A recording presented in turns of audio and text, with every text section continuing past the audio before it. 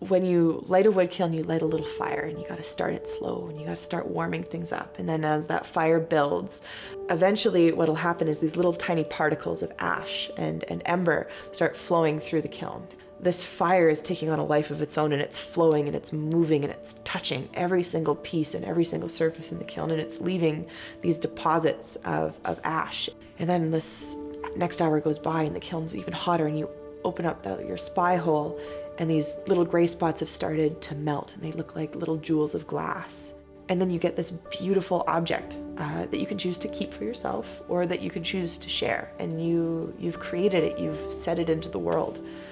And that's my gift from fire. My name is Grace Boyd. I'm 27 years old. I'm primarily from Winnipeg, Manitoba. The art that I most enjoy and the art that I carry with me in my everyday life is objects of utility and function. Making bowls and mugs and cups and plates, objects for celebration, everyday ritual. We have our favorite mug in the morning. We have our favorite cereal bowl. I feel that there's a very pleasant and artistic way to bring ritual and celebration into those objects of everyday use by making them a little special or a little bit more intentional. I really enjoy community, taking those moments and taking those little snapshots in time with functional ware, tableware. But it's amazing how something so intimate can be so shared. I'm pretty passionate about what I do, and I love what I create. I think that it's very, very fitting of this place to have all of this functional history, all this industrial history, and then this really deep connection with the place and nature here.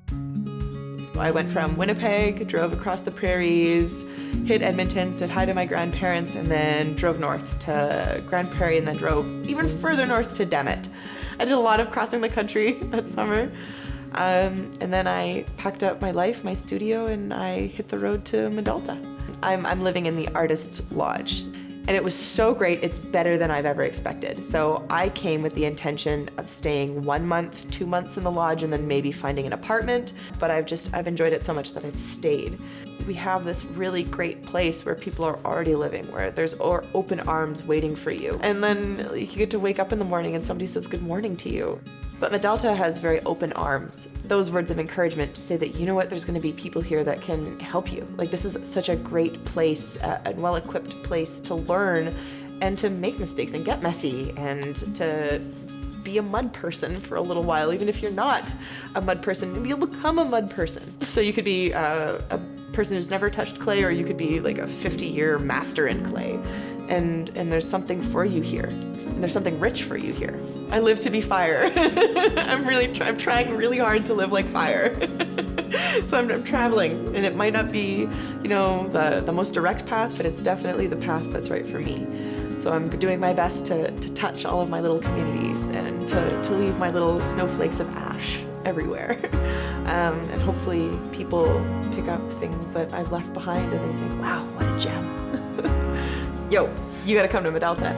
I'm an artist with a capital A. It's what I do. I'm an artist with a capital A. I love it here.